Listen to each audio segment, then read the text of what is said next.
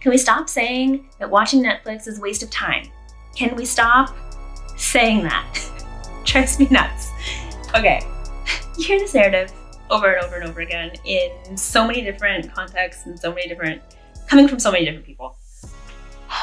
It's so frustrating. I haven't read the book, so I'm not gonna go into that because I don't know exactly what he said in this book, but I've been watching interviews. Jay Shetty keeps talking about how one of the least, I can't remember if the word he used was intimate or vulnerable or something of that nature. One of the least engaging activities that you can do with your significant other is to watch TV. I think we need more nuance in this conversation. I think one of the most powerful things that you can do as a human is to listen to stories, watch stories, read stories. And I'm gonna have that perspective, of course, because I'm a writer. And I will say this, I can understand where people are coming from when they talk about the fact that, oh, watching Netflix is a big waste of time, and you could be doing so many other things when you watch a show and you binge watch something for 8 hours. There are levels to this conversation.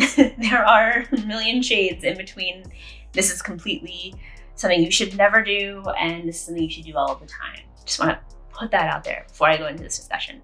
I think that the way that we're framing this conversation can be a little bit problematic, and I think that it doesn't lend itself to a full understanding of the power of storytelling. Especially when people talk about this who build their entire careers off of storytelling. So the difference is that these people who say these kinds of things are talking about personal development, they're interviewing other people and asking their life story, they're talking about they're talking about nonfiction.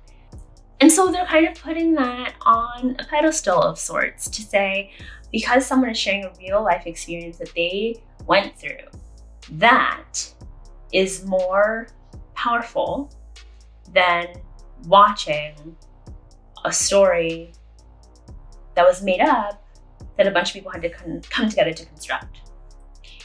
Now here's my issue with that. There is so much gold that comes from watching a story, whether it be on Netflix or in a book or whatever, that has been crafted by someone else. A lot of times these are stories, I mean, you probably know this very, very well. You'll watch something and be like, that would never happen in real life. My husband and I are watching, what is it called? Are you listening to me right now? The Last of Us?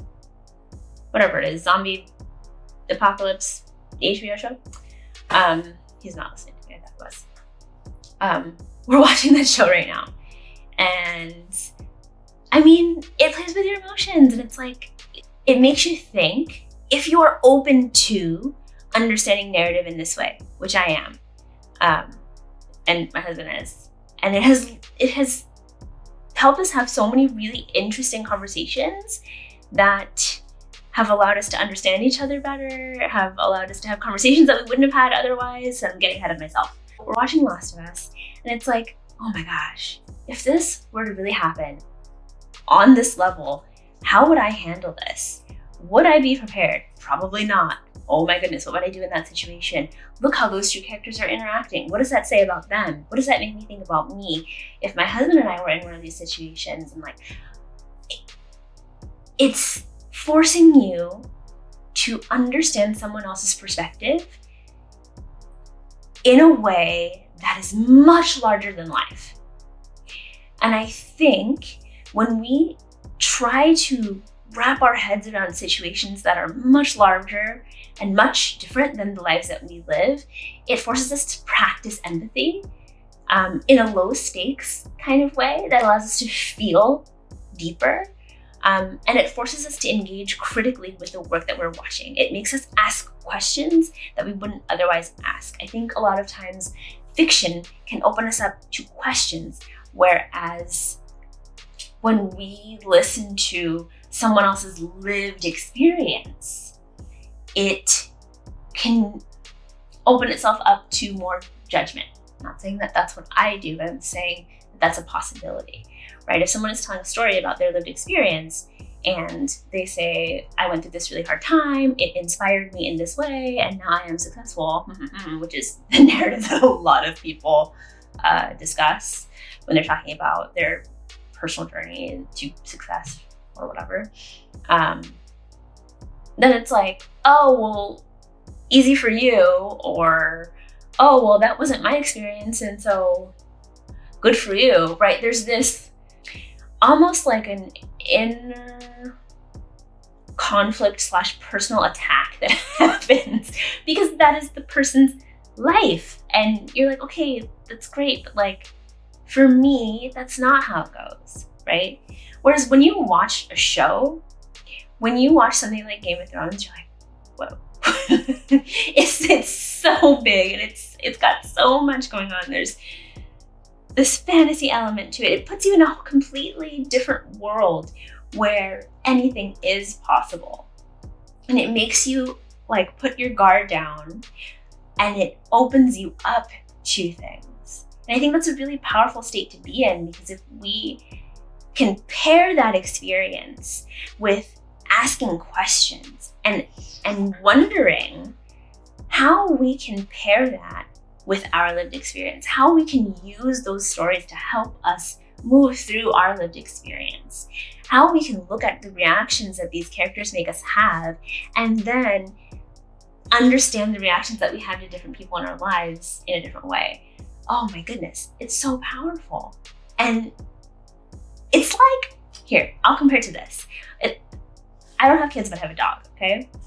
And my dog just had a surgery about a month ago, and we had to stuff his medication in sausage for him to take it. Because anything else we put it in, he knew that there was medicine in there. He wasn't gonna eat it. When we put it in sausage, we'd never given him sausage before. We tried to keep a really like strict diet with him because he has a very sensitive stomach. But when we put all of his medication in sausage, it was game over. He was gonna eat whatever was in there, okay? I think watching Netflix is like that. There's this decent tasting exterior that makes us feel like we're relaxing, that makes us feel like we're indulging, that gives us a little bit of a dopamine hit or whatever. And then once we're digesting this narrative, the medicine starts to hit. As long as you start asking the questions and you can start really understanding how this impacts you. Not judgment, just a critical lens on what you're watching. Just an open mind enough to wonder, right? Instead of going into the show thinking you have all the answers and you know exactly what the character should have done. Just like we would in real life when we listen to someone else talk, oh, I would have done this different, and you did that wrong, or that was easy for you. Instead of going in with all of that, start asking, how does that make me feel? In what ways am I behaving like that character in my own life? Why did that person make that decision?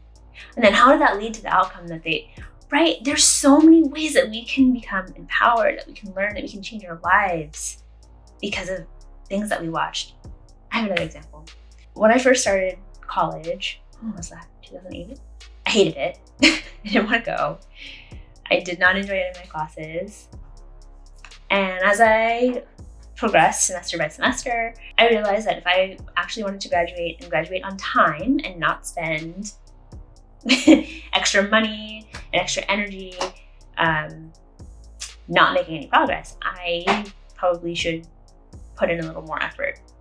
I had that realization, and it was still really difficult for me to motivate myself to get to class and to do the work at the level that I needed to in order to get the grades that I wanted to get.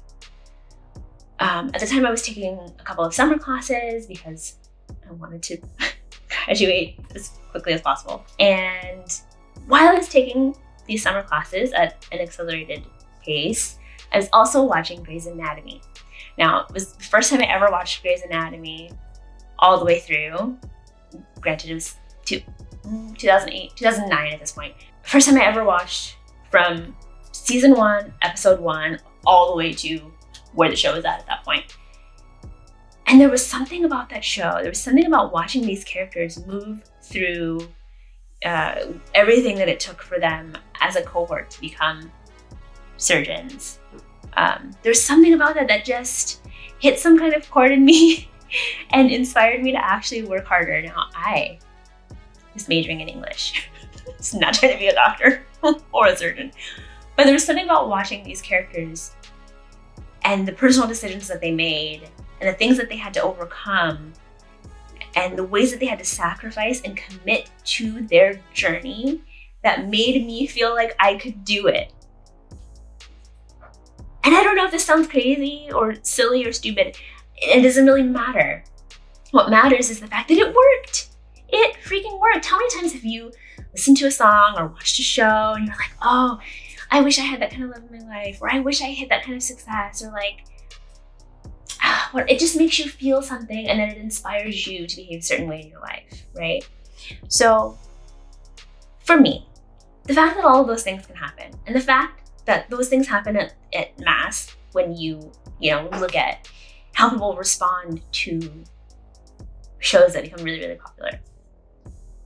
Like when Game of Thrones was like at its high point, I used to be walking my dog and we'd hear the theme song from every person's house that we walked past. Every house, okay? Talk about creating community. Talk about like feeling empowered, like, come on. So for those people who say watching Netflix is a waste of time, I say you're wrong. I say you're wrong. I think it's about how you use the tool. I think it's about learning to use the tool instead of allowing the tool to use you. I think it's about making sure that you're using it as a way to inspire you and not to numb something, and being able to be aware when those two things are battling each other and when one is rising over the other. And so I think that it is more of a personal development kind of problem than it is a problem with Netflix itself or a problem with content itself. So if you are someone who's saying, I need to cut social media out of my life, I need to cut Netflix out of my life, I need to stop doing that, let me offer a contrary opinion. Don't cut it out of your life. Learn to use it in a way that feeds you. Because I think that it's possible, and I think your life might be better because of it. Try it out. Let me know how it goes. Let me know a show that has impacted your life so much that it made you want to become a better person in the comments. And I'll tell you if that show made me feel the same way.